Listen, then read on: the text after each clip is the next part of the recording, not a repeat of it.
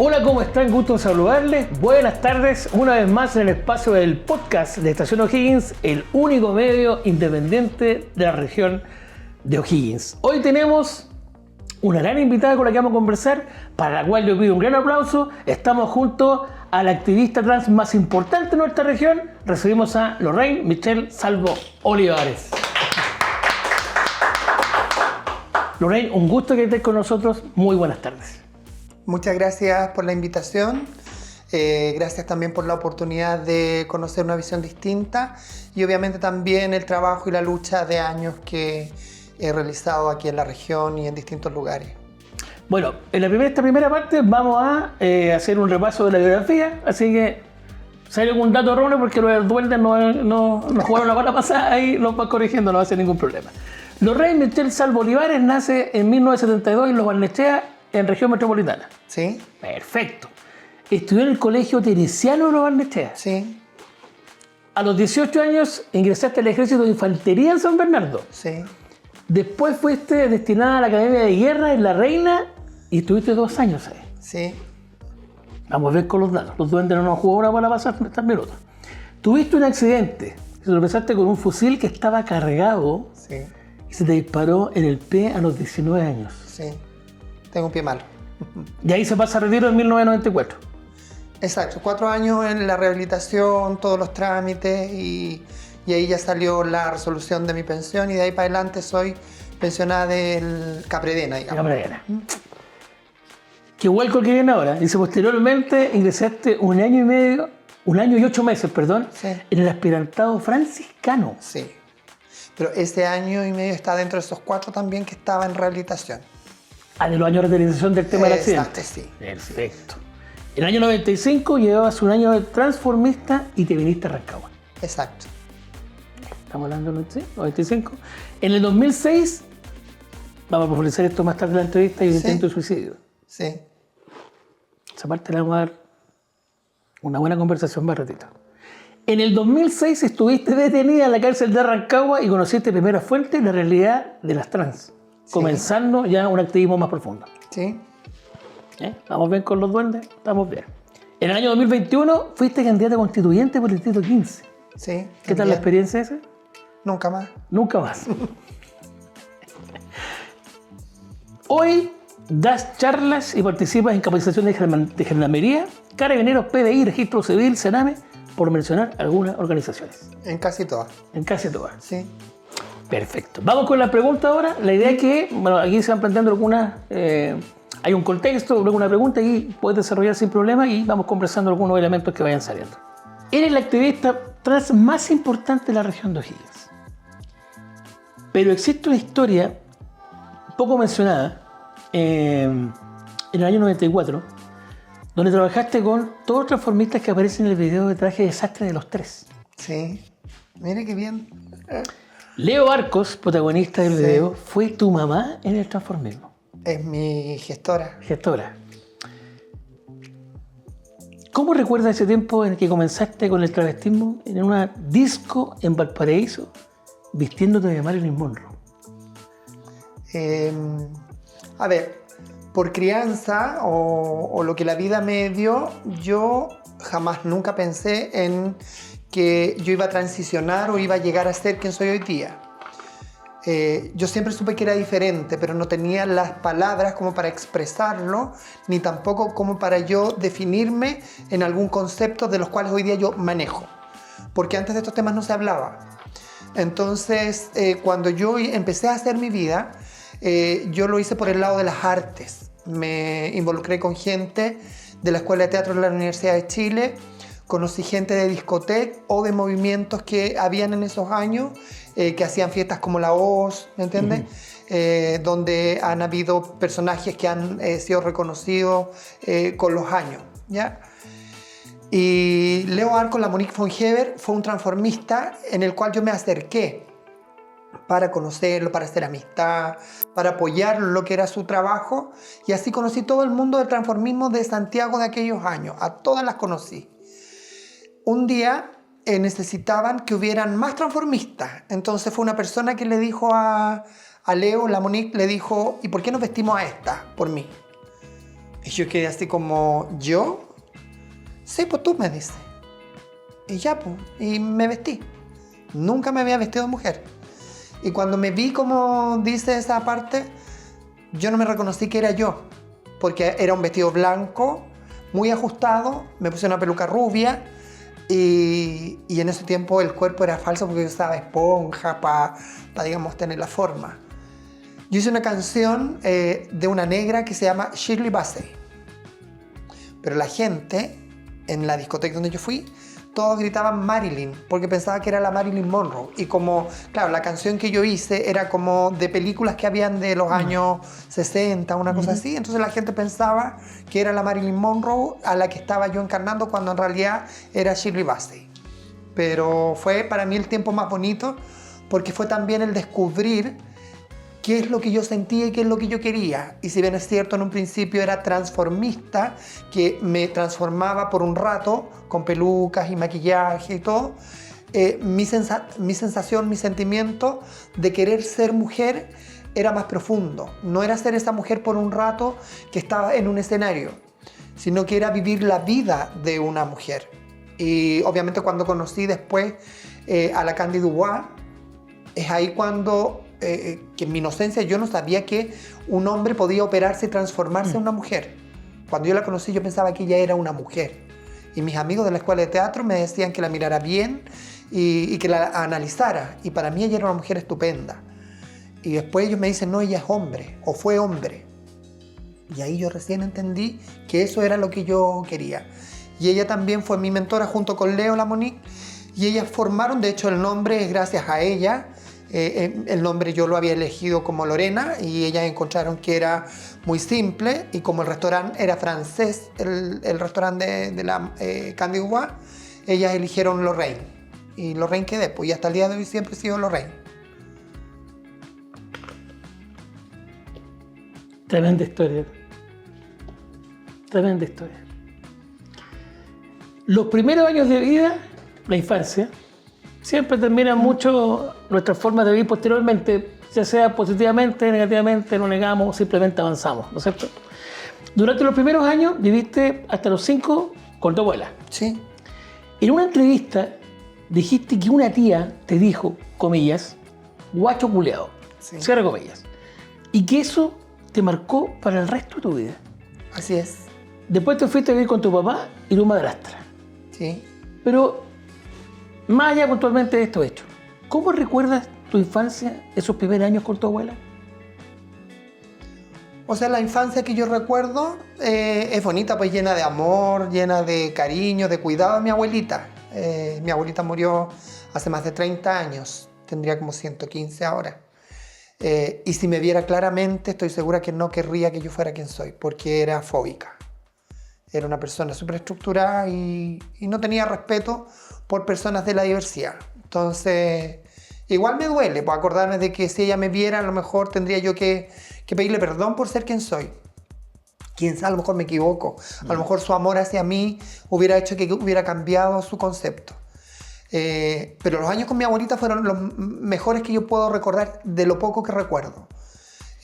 Los años después de eso, claro, es porque mi tía antes se acostumbraba a ofender con la palabra guacho. En alguna parte de la historia de Chile era un concepto que se usaba para ofender, no para nada agradable. Y me dejó marcado porque yo no entendía por qué me decían eso si yo tenía mamá y tenía papá.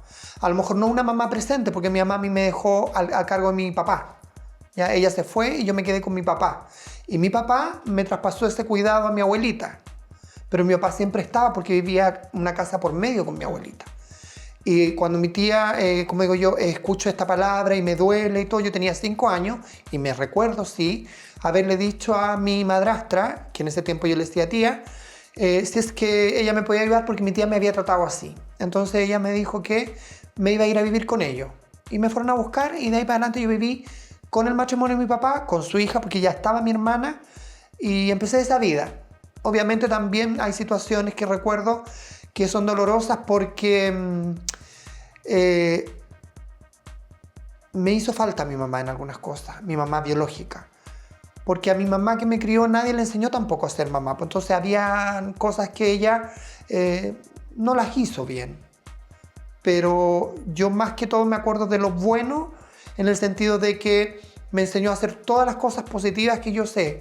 A ser limpia, a ser ordenada, a hacer las cosas de la casa, porque yo desde que me acuerdo fui la dueña de mi casa. Porque mi mamá trabajaba, entonces yo tenía que limpiar, ordenar, cuidar a mi hermano chico, mudarlo, bañarlo, ver que hiciera las tareas, un montón de cosas. Entonces me recuerdo de eso. Y si cometió errores, lo justifico con eso diciendo de que a ella no le enseñaron a ser mamá, pero le agradezco que haya tomado esta posta de criar un hijo que no era de ella. Y mi papá, que sí tenía el vínculo conmigo, él no fue un papá cercano, fue un papá castigador. Pues yo viví bajo el castigo de él por ser como era, porque si bien es cierto no tenía, como dije yo en antes, estos conceptos ni las definiciones sabidas, yo fluía en lo que yo sentía que era, y él restringió a golpes que yo no demostrara ciertas conductas que no eran como apropiadas para ser niño en ese minuto. Claro. Claro que socialmente también eran bastante restringidas. Exacto.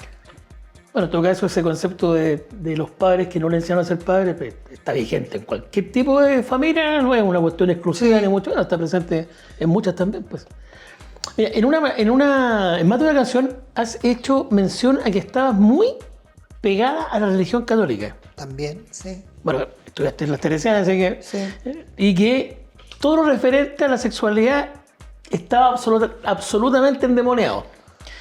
Que en esta época no conocías el término homosexual, sino maricones. Sí. Y tú no querías hacer eso.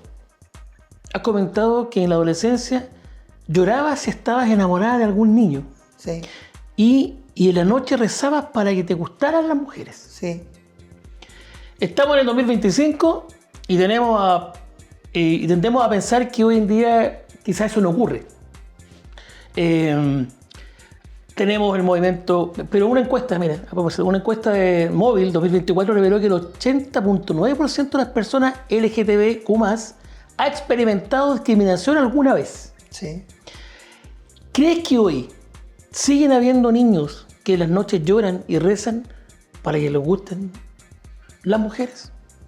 Por el discurso de odio que parece haber aumentado en Chile por parte de grupos más conservadores.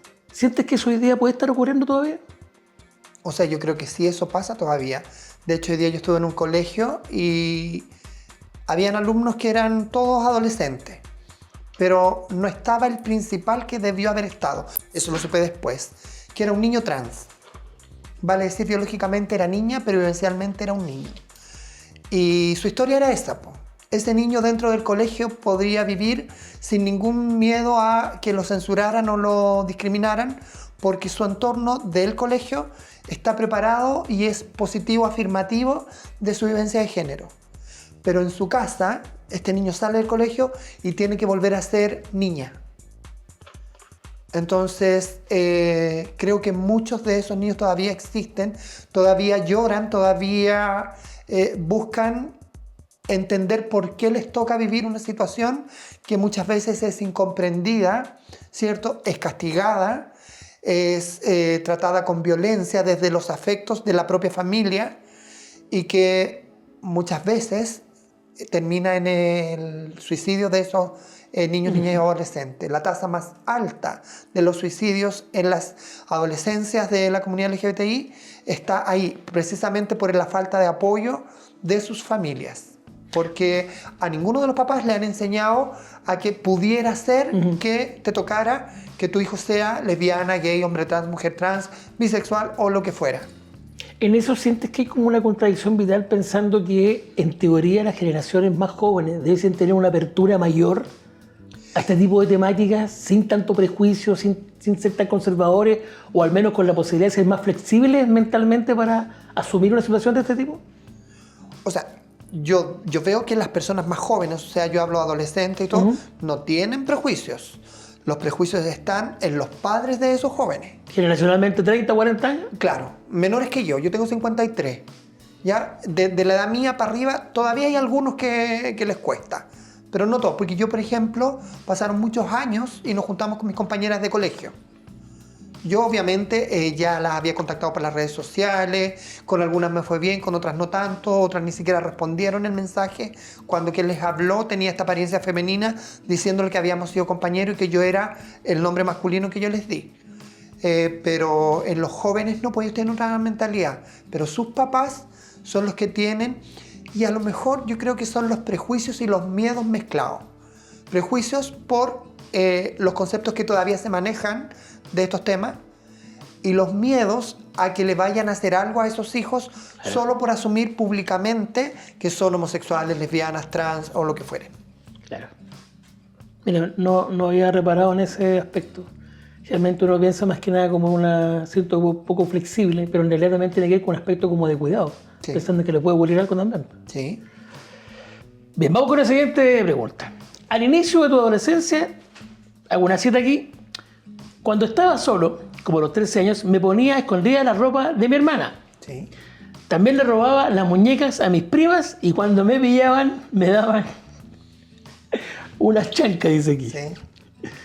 Claramente, reconocerte fue un proceso muy difícil y solitario. Este mes, la Cámara de Diputados aprobó un informe de una comisión especial investigadora que cuestiona el programa de acompañamiento a la identidad de género, Sí, del Ministerio de Salud y recomienda una suspensión inmediata. Tú en tus redes sociales fuiste muy dura con los parlamentarios de la zona y expresaste un retroceso. Este es un retroceso. sí. Así también lo ven en el Colegio Médico y el MinSal. ¿Cuán comprometidos están los parlamentarios de la zona con lo que representa un potencial retroceso y una amenaza significativa para los derechos de las infancias y adolescencias trans en Chile en cuanto a su acompañamiento y acceso a la salud?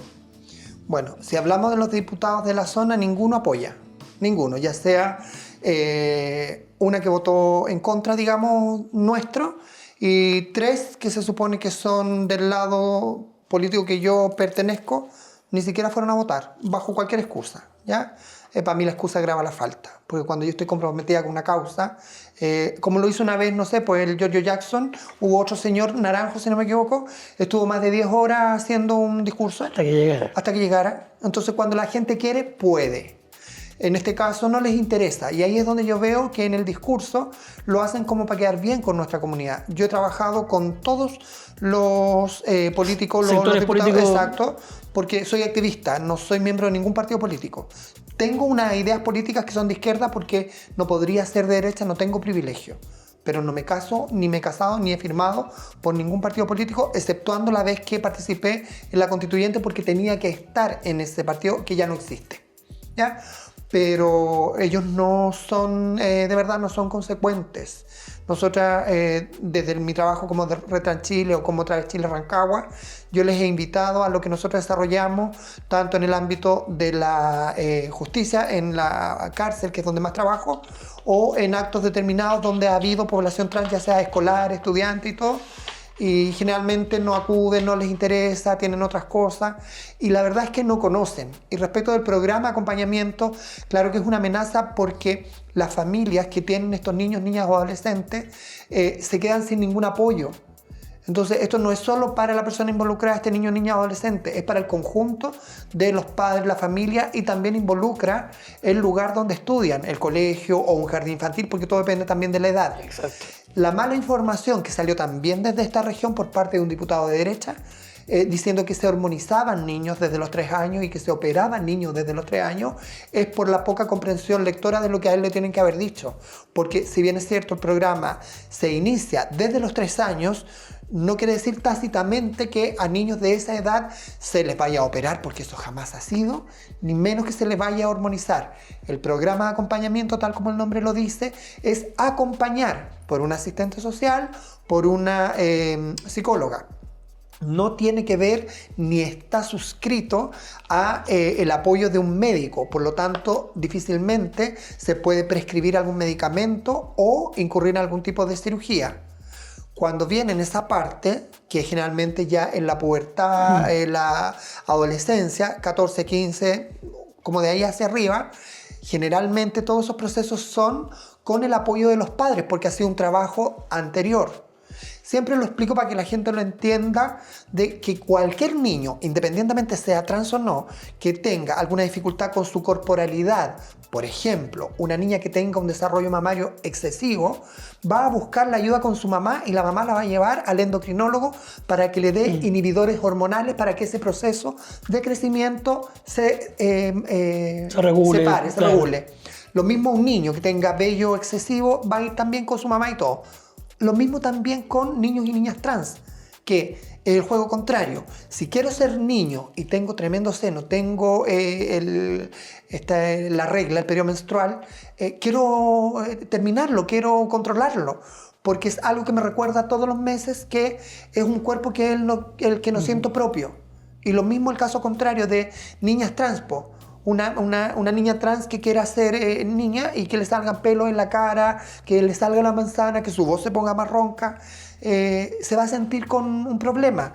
Y sabemos que el entorno escolar, los chicos a veces son súper crueles con los sobrenombres, con las formas de referirse al otro. Entonces yo creo que deben estar estos acompañamientos para que estos niños y estas familias se empoderen de todas estas situaciones que pueden ir pasando y no tengan que vivirlo solos. Mira, nuestro equipo de producción aquí hizo un dato importante en el contexto de la pregunta. Dice, ningún medio regional en O'Higgins, con búsqueda avanzada, con inteligencia artificial, abordó el tema del informe de la Comisión Especial Investigadora, que cuestiona justamente el programa, ¿no es cierto? No hay notas, no hay entrevistas, ni siquiera un registro. Esta invisibilidad en los medios, en general de los temas de los grupos LGTBQ+, ¿no es cierto? En la región, ¿ese análisis se hace? ¿Ustedes lo hacen, lo revisan, lo miran, lo cuestionan? ¿Cómo lo encaran? Es esa capacidad de nuestros medios de invisibilizar cosas de repente que están presentes, pero simplemente las hacen desaparecer. ¿Cómo ustedes encaran esta situación? O sea, yo creo que la invisibilidad, claro, aquí se nota porque no es un lugar tan grande. Yo conozco a todos los medios y no de ahora, porque llevo años en esto. Y es lo que yo he hecho siempre, en cosas tan, para mí, normales, porque yo llevo años haciendo tipo de incidencia en distintas instituciones. Jamás se ha hecho un reportaje respecto de aquello. Son muy contados, creo que el Desconcierto y el de Clinic, y hasta ahí, medios independientes. Ha mostrado la realidad que dice que una persona de mi condición pueda, por ejemplo, llegar a la Escuela de Formación Policial de Carabineros a hacer una capacitación a 500 funcionarios respecto a todos los avances en temáticas de género y diversidad. Sin embargo, si es una cosa así como más farandulera o de una situación que invista carácter de delito, de compromiso delictual, que lo haga una persona como yo, ahí le dan plana y portada a esas noticias. Entonces, eso pasa aquí en Rancagua, porque yo sé que eso pasa acá. Los medios aún no la conocen, ¿me entiendes? Pero no les interesa, porque no les suma a lo que ellos quieren ofrecer, a su parrilla de programática de lo que ellos quieren mostrar. Y a nivel nacional también, porque no soy solo yo, nosotros tenemos esta red que le digo yo, tengo compañeras que son tan aguerridas y tan luchadoras como yo en Antofagasta, en Iquique, en La Serena, en Concepción, en Puerto Montt, y los medios no cubren las actividades que ellas con harto esfuerzo han logrado realizar. En la presentación hicimos mención a un hecho del año 2006, particularmente, un incidente que marca un antes y un después en tu vida. Después de un altercado con una vecina, hay un intento de suicidio. Te encierras en tu departamento, abres el gas, te cortas los brazos, tomas 3 vasos con cloro y otras sustancias con la intención de quitarte la vida. La prensa nacional, por ejemplo, La Cuarta tituló: Travesti dio jugo 3 horas en departamento en Rancagua. Y travesti amenazó con suicidarse en su departamento. Fue como título también del diario local. Pero casi nadie se detuvo en profundizar lo que pasó ese día. Y nadie se preguntó tampoco de que el intento tenía relación con una brutalidad, como puede ser la discriminación, ¿no es cierto? Sí. Entonces, ¿cómo ha sido convivir con la discriminación? ¿Cómo también se acompaña, por ejemplo, humanamente, en términos incluso de salud mental, a las personas de la comunidad que viven permanentemente con esta discriminación? En mi caso, bueno, ha sido un transitar de distintas situaciones, emociones y cosas que he tenido que vivir sola, la gran parte. He tenido la posibilidad de tener buenas amistades, más que familia, porque mi familia no ha sido muy cercana, a pesar de que yo he tratado de estar cerca. Y convivir con la discriminación es como parte de la piel que yo ya tengo. Entonces, con los años obviamente va importando menos dependiendo de la situación que sea. Uno aprende a verlo y a visibilizarlo, ¿cierto? En situaciones como me pasaba antes, de tener que buscar casa, por ejemplo, y cuando hacía el trato por teléfono no había ningún problema, y cuando yo me apersonaba en el lugar, me miraban de pie a cabeza y sobre la misma se acordaban de que el marido ya la había arrendado y no le había avisado. Entonces, claro, pues era obviamente el detonante que impactaba, que claro, por el teléfono a lo mejor, yo no sé, yo nunca he sentido mi voz diferente a lo que yo siempre digo, es la voz que yo tengo, que me nace. Yo no me he operado la voz ni nada. No sé si para algunos es femenina o para otros es masculina. Para mí es mi voz. Entonces, si la persona me trata por el teléfono de señora, quiere decir que escucha a una señora. Y cuando llegaba esta señora, claro, quedaban como impresionados. O al revés, pues, también, pues, si me encontrara la voz como caballero, yo no iba a darle explicaciones y yo le seguía hablando como caballero, y cuando llegaba yo a la cuestión, quedaban así como, no era caballero, era esto. Entonces, es lo que digo, es parte de lo que me tocó vivir, y a esta altura de la vida no sufro por eso. Me he sabido defender, antes de una manera que a lo mejor no era la más apropiada, que fue de manera violenta, porque así la sociedad también me hizo en algún tiempo de mi vida.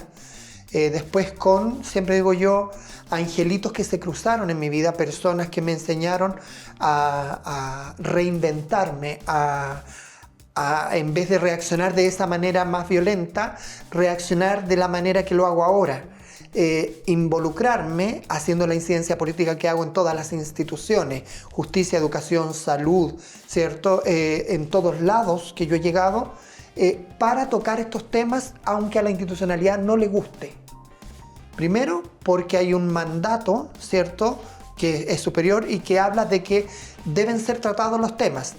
Y otra cosa que yo siempre también he dicho, y qué mejor que sean tratados por las personas que lo vivencian, porque podrían ser tratados desde la academia, desde alguien que lee un libro y que se lo aprende, pero nunca va a tener ni la sensibilidad ni la llegada que va a tener cuando escuchamos en primera persona a quien lo ha vivido. Y de ese punto de vista, el acompañamiento respecto, por ejemplo, al tema de la frustración, porque sabemos que la reacción violenta tiene que ver también con la frustración, o sea, no es porque sí.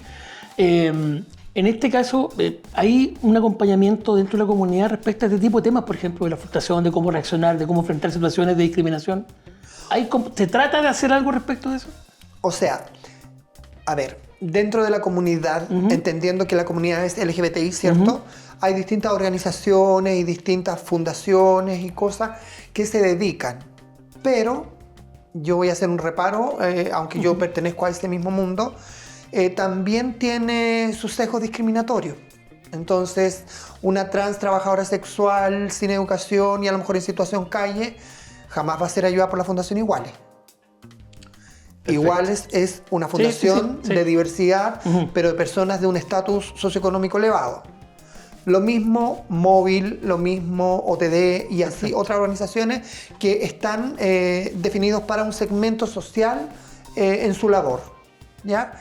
La labor de nosotras, de mujeres trans, de las que yo represento, es la que menos posibilidades tiene. Trabajadoras sexuales, mujeres trans, adultas mayores, o sea, viejas, y situación calle, las trans privadas de libertad. ¿Me entiendes?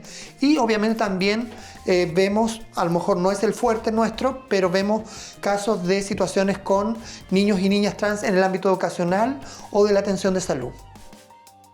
Esa aquí es una inclusión también entre comillas. Sí. Bueno, hay una canción de Vicentico que dice: los caminos de la vida no son como yo pensaba. Sí.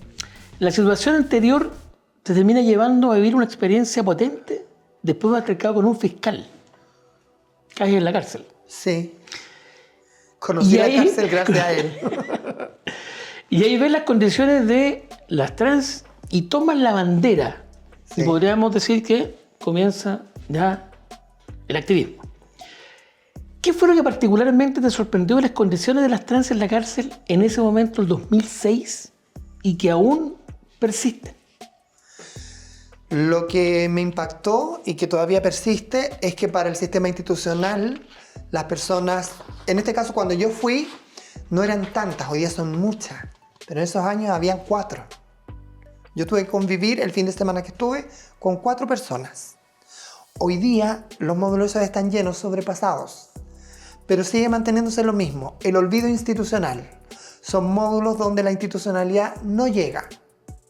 Y lo que llega es porque lo hemos generado nosotras, las organizaciones de la sociedad civil, que trabajamos en ese ambiente, con todos los problemas o los peros que nos puedan poner, porque no es fácil entrar a la cárcel a querer tener un trabajo con este grupo vulnerable, por decirlo así. Y desde Gendarmería, en vez de sentirse así como que bueno que tenemos un aliado, nos toman como enemiga. Porque también la institucionalidad hace que muchos de ellos crean que por vestir un uniforme ellos son la autoridad o un Dios omnipotente que no se equivoca y que en sus juicios o acciones están haciendo lo que se debe hacer, cuando muchas veces lo que hacen es la vulneración de derechos de un tercero. ¿Por qué? Porque se les olvida que las personas que están ahí están privadas de la libertad, o sea, del desplazamiento, no de sus derechos. Claro. Y dentro de la población a la que yo represento, muchos de ellos tienen situaciones de salud, por ejemplo, viven con VIH, ¿cierto? Y cuando caen, dejan de recibir el tratamiento, cosa que afecta claramente en su forma de salud, cómo estabilizarse. Entonces puede generar que tenga que volver a tomar un tratamiento distinto, porque hay que hacerse nuevos exámenes y todo eso. Entonces hay distintas situaciones que tienen que ver con esos ámbitos y que la institucionalidad no hace. Y se les olvida. No llega para allá. Y toma mucho sentido esta afirmación de que nadie le pone atención a cosas que no le interesan, ¿no? Pues si no le interesara, probablemente podrían cambiarla. De hecho, la reinserción social, yo siempre digo a la gente, desde la institucionalidad está pensada para hombres que nacieron hombres y se sienten hombres, y para mujeres que nacieron mujeres y se sienten mujeres. Vale decir, población cisgénero. La población trans y la comunidad LGBTI no está incluida dentro de esa reinserción. Y el porcentaje es en un 70-30. 70% de los recursos para hombres y 30% para las mujeres. Yeah. Las mujeres aún dentro del ambiente penitenciario también sufren un tipo de discriminación, porque la cárcel está hecha para hombres. Bueno. Una de tus reflexiones ha sido, en este país se encarcela la pobreza, sí, como se dijo en la visita de Francisco, pero también a los mapuches y a los trans. Sí. Somos lo que nadie quiere. Sí. Me imagino que este diagnóstico no ha cambiado. No, eso está comprobado. Pues dentro de las sentencias judiciales, quienes tienen más prevalencia a las detenciones, ¿cierto? Tiene un nombre esto, prisión preventiva, son las personas que ahí salen nombradas, más que cualquier otro. Los otros cumplen a lo mejor en su casa, esperan una investigación o lo que sea, pero personas, sobre todo, como digo yo, pobres o que no tengan apoyo familiar o que sean personas que como que le salen sobrando a la sociedad, van todas para adentro, por mínimo que sea el delito que están acusados. A la cárcel, recuerde que van solo las que cometen el delito. La única que ha ido por una falta fui yo, por pegar una cachetada. Todavía se debe acordar, yo creo, de esa cachetada. Fuimos amigos después. En una entrevista en The Clinic, contaste que fuiste violada por 8 tipos cerca de la Quinta Normal. Sí. En Santiago. Esos mismos tipos te tiraron de una van desnuda. Sí. Unos carabineros que vieron esto corrieron a ayudarte. Pero cuando se dieron cuenta de que la que de lejos parecía una niña era un travesti, te dijeron que, comillas, ¿para qué andabas hueveando? Cierre comillas. Que tú tenías la culpa. Sí. Te dejaron ahí. No te socorrieron. No. En la cárcel abusaron de ti. Un gendarme te dijo que, comillas, si no le realizabas sexo oral, te iba a meter en una pieza con 50 hombres y te iban a hacer de todo. Sí. cierre comillas.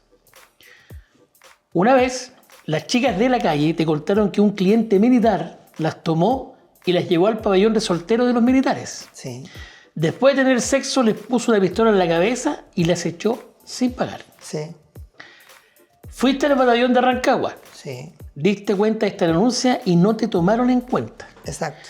Partiste al edificio de la Armada frente a la Moneda. Sí, Hiciste la denuncia allá, no pasó un día y te dicen que el coronel te recibiría. sí. Han pasado años de esta experiencia. Estas preguntas como de cajón, pero vamos a resumirla en una porque... ¿Ha cambiado la escucha de las denuncias en casos referidos a autoridades de este tipo? ¿Se escucha más a la comunidad trans? ¿Ha sido más que nada por garrotazos que por una disposición de las autoridades? ¿Hay más justicia? Ya, yo no sé si en general la comunidad trans, Ya, pero en la activista que yo me he transformado, sí. perfecto. No sé si entiende la diferencia. Totalmente. Porque yo no puedo hablar por la otra, pero sí puedo hablar Sí. por mí. Y yo me he transformado en una persona muy visible para mi comunidad, por lo tanto, mis redes de apoyo están en todas partes. Yo tengo contacto con todos los jefes de gabinete de distintos ministerios, distintos ministros, por las demandas o situaciones que yo represento. ¿Ya? De hecho, hasta hace poco tuve una querella por injuria y calumnias de un gendarme que yo lo reclamé a él desde el año 2022 por vulneración de derechos en contra de una compañera mía por el uso del nombre social y que él la trató de mala manera, y de ahí distintas otras situaciones de vulneración, de golpes o amenazas que yo pongo a disposición de la institucionalidad, vale decir de la autoridad. Pero no es mi labor ver si esas denuncias que yo pongo son verdaderas o falsas, Claro. ni menos tampoco sancionarlas, que eso es Exacto. lo que ellos no entienden. Entonces, hoy día yo cuando voy a hacer cosas, yo creo que las personas dicen, ya viene esta otra, mejor atiéndanla, porque si no va a ir hasta el presidente, porque lo he hecho. De distintos gobiernos he ido al gabinete del presidente de la República a pedir ayuda cuando no he sido escuchada en algún tipo de institución. Y ha dado buenos resultados, porque de una u otra manera les hacen que a uno le escuchen.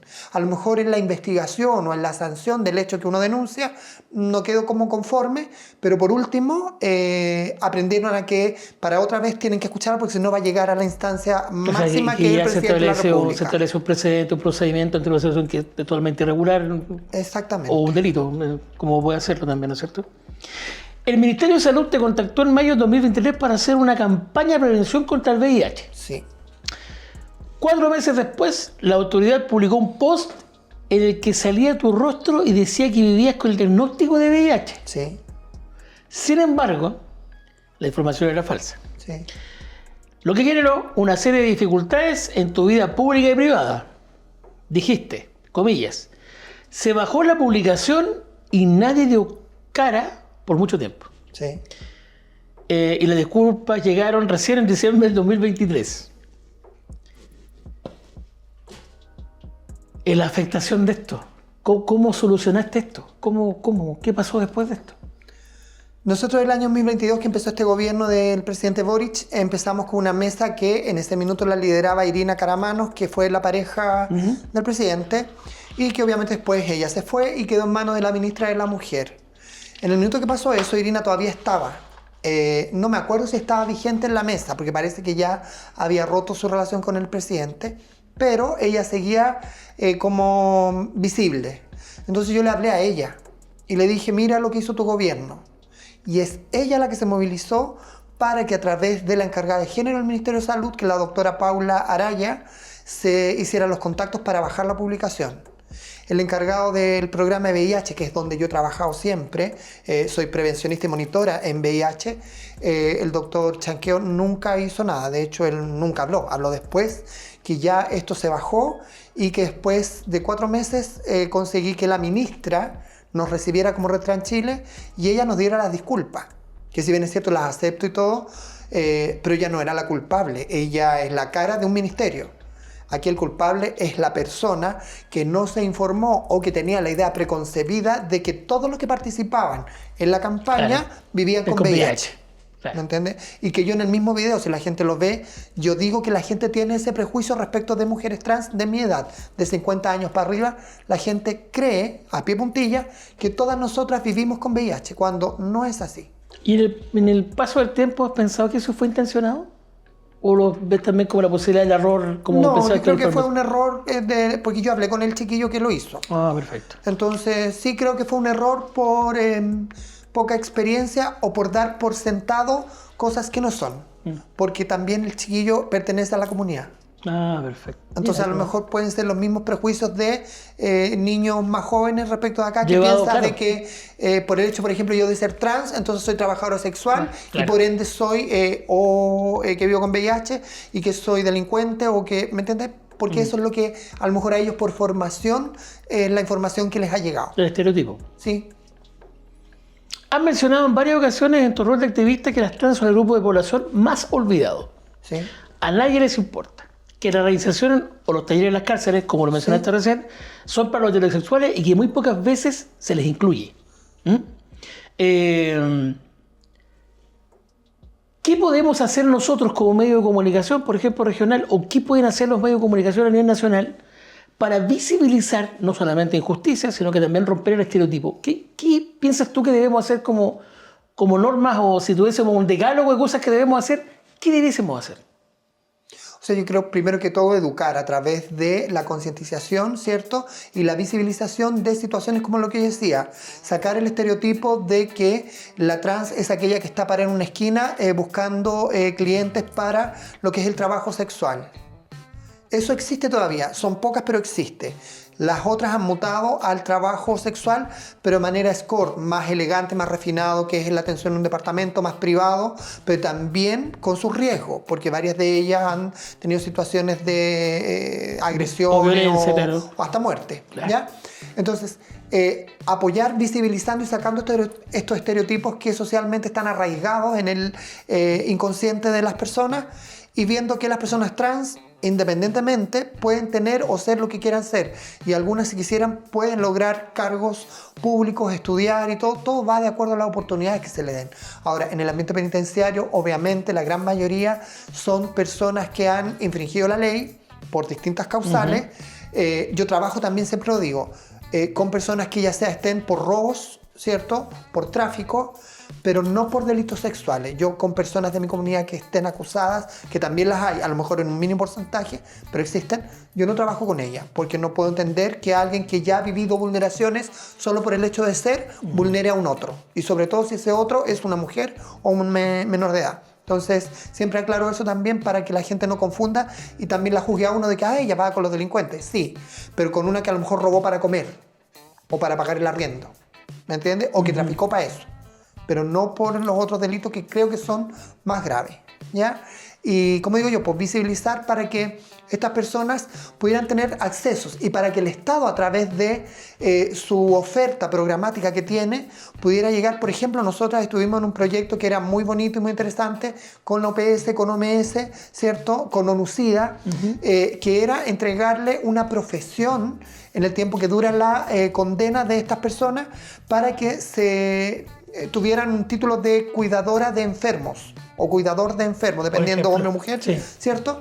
Que no es algo muy difícil y que la gran mayoría tiene como esa vocación de ayuda a un tercero, sobre todo en edad más adulta, y que le iba a generar recurso económico. Entonces estábamos como en ese proyecto hasta que en Estados Unidos salió el señor que salió, y de ahí todo este trabajo con OMS, OPS se ha detenido por estas situaciones. Pero confiamos en que se va a retomar, en que en algún momento vamos a volver a visibilizar eso, y es lo que falta, porque los medios, ¿cierto?, den la posibilidad de que eso se hace con esta población. Porque no todo el mundo le interesa, digamos, mostrar esto. Es la forma de responder. El estereotipo siempre claro. ha sido el trabajo sexual. Y malamente llamado comercio sexual. Porque siempre yo les corrijo, no se refiere así. Primero, no es comercio. No venden una pechuga, no venden un cuarto de pierna, no venden eso. Es trabajo.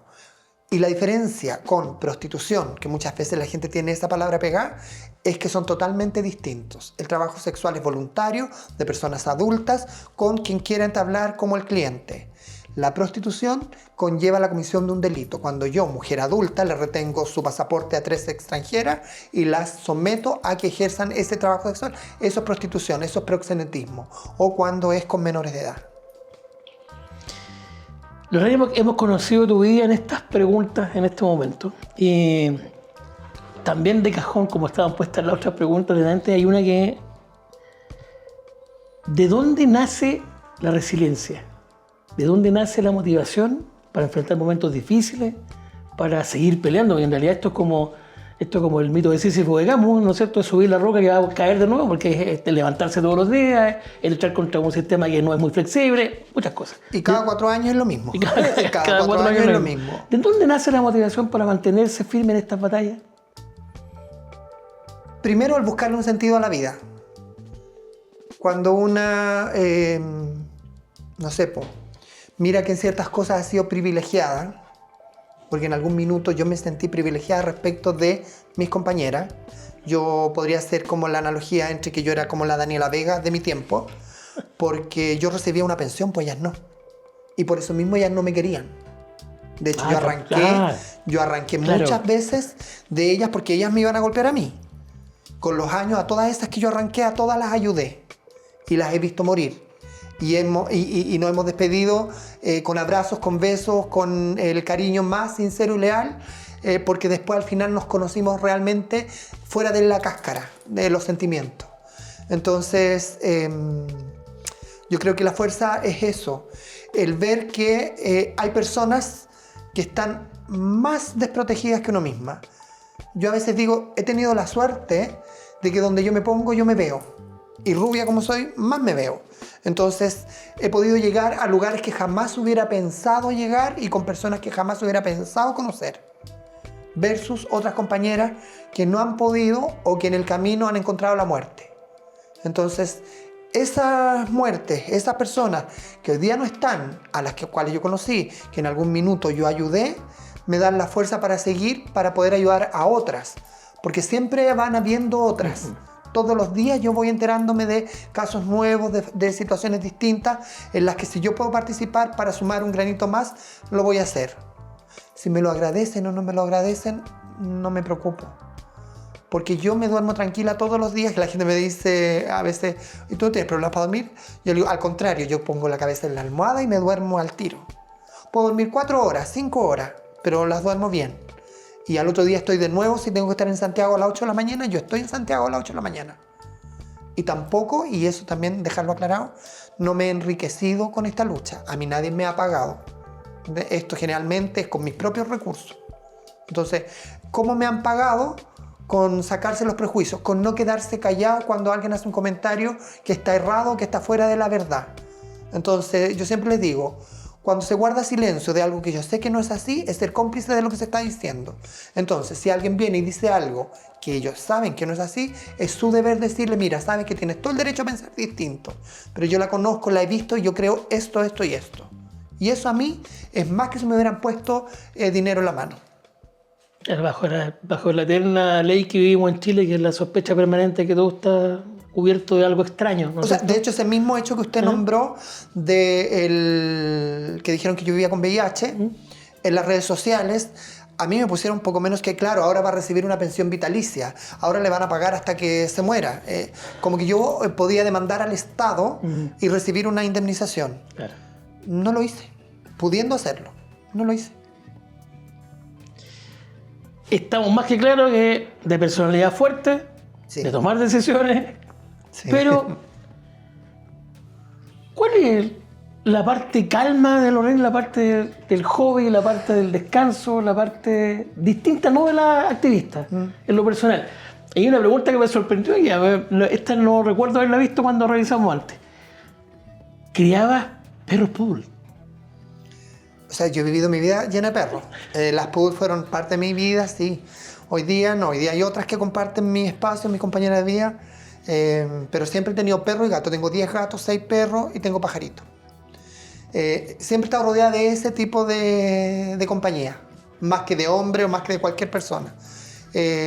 Porque también pues, tengo mi forma, yo para afuera la lucha. Pero dentro de mi casa tengo un ejército de animalitos, porque también soy bien estricta con ellos. Y tengo un trato que yo también digo, bueno, ¿qué voy a pedir si mi papá nos crió así? yo las amo, las abrazo, las beso, pero cuando las reto, o sea, me sale lo folclórica. Así que el que me ha escuchado de esa parte. Entonces, y es lo que también yo me comparo con mis hermanas, porque hasta una hermana también, pues yo un día le pregunté a una sobrina, su mamá les pega, no tía, nunca nos ha pegado, pero nos grita de una manera y yo decía, somos de las mismas. Porque fuimos criadas así, pues repetimos los patrones como fuimos criadas nosotros. ¿Y algún otro hobby? ¿Música especial? Escucho música haciendo aseo, que a lo mejor mis vecinos también podrían dar fe de eso, pero es un par de horas, 2 horas máximo, menos entre las 11 y las 2 de la tarde, una cosa así. Y escucho de todo, no tengo música así como predilecta, o sea, van desde tango hasta cueca, escucho todo. Vamos con la última pregunta de la parte de activista, porque ahí viene la parte final con unas preguntas bien al hueso, pero más Sí. personales. ¿Sí? ¿Cuáles son las batallas, las luchas que quedan por delante como activista en este 2025 y en los próximos años?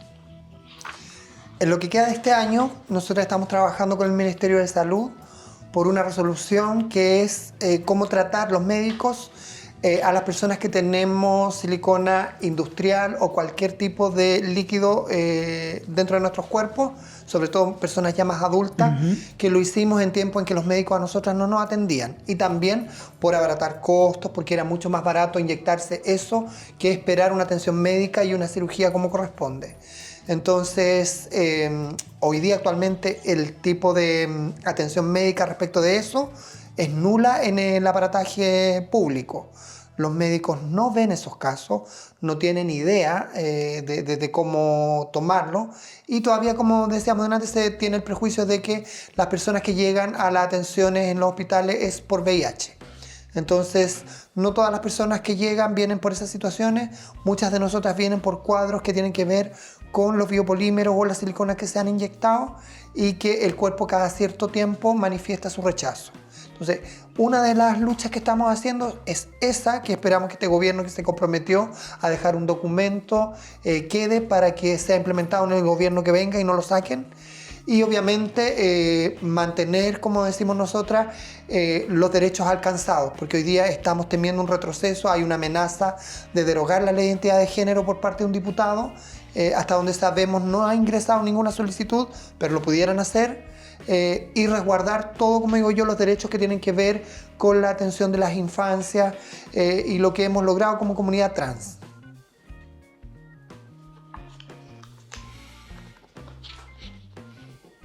Vamos a la sección de preguntas complejas, de respuesta corta. Aquí hay que jugársela nomás en esta parte. Así que todos nuestros invitados e invitadas tiemblan en esta parte porque son preguntas complicadas. Se llama Por mis gustos me conoceréis. ¿Ya? Entonces, vamos a partir con una pregunta previa y entonces ahí tú me vas diciendo sí. La pregunta ahora. ¿Te gusta el fútbol? No. Entonces no hay club favorito. No tengo idea de fútbol. No hay fútbol. No tengo idea de fútbol. ¿Canción favorita? Ay, para mí mi canción favorita es El Gran Varón. Qué buen tema. Sí, También es clásico ese. sí, Rubén Por Blades. supuesto. Sí, pues. ¿Película favorita?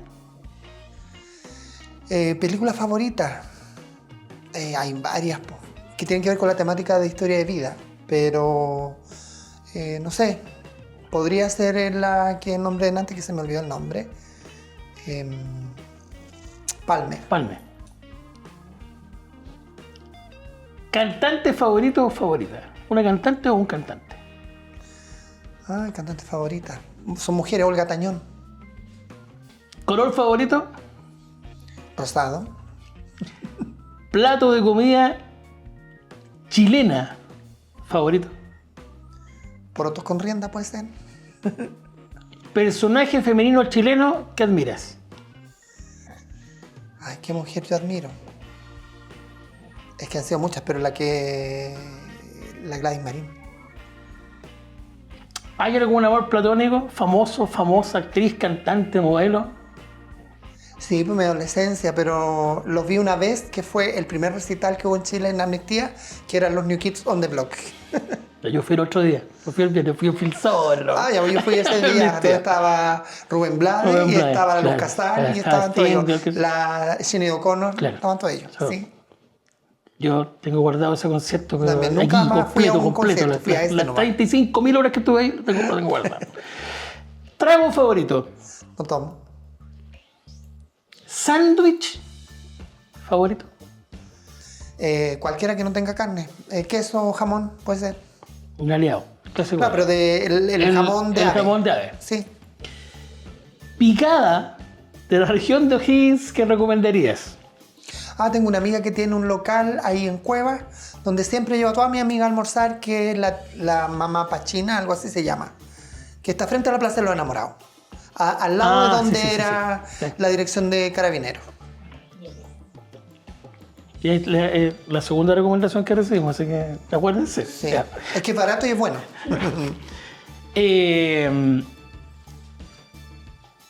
¿Está la cámara ahí? Yo de ahí voy a hacer unas palabras al cierre, pero ¿está la cámara para algún mensaje que usted quiera dejar para nuestros televidentes? Bueno, el único mensaje que yo pudiera dejar como persona es sacarse los prejuicios, en conocer a las otras personas, en quitarse los miedos, porque a veces los miedos que tenemos nos hace ser reticentes a un otro. Sacándose los miedos, dejando fluir, y a veces un puro saludo hace que podamos entrar en una convivencia y conocer al otro, y a lo mejor el otro no era tan demonio como me lo habían pintado. Eso. Una vez dijiste que no crees en Dios, ¿No? que lo que queda es lo que hagamos, y si el día de mañana me voy, me recordarán por lo que fui. Nosotros en la Estación O'Higgins creemos en tu labor, en tus luchas diarias, merece nuestro reconocimiento y te agradecemos que nos permitas dejar este registro de la entrevista y que nos haya acompañado hoy día, así que un fuerte aplauso para Lorraine, que estuvo con nosotros hoy día en la tarde. Gracias. Muy grande. Y a ustedes los dejamos invitados para los siguientes episodios del podcast acá en Estación O'Higgins, el único medio independiente de nuestra región. Buenas tardes.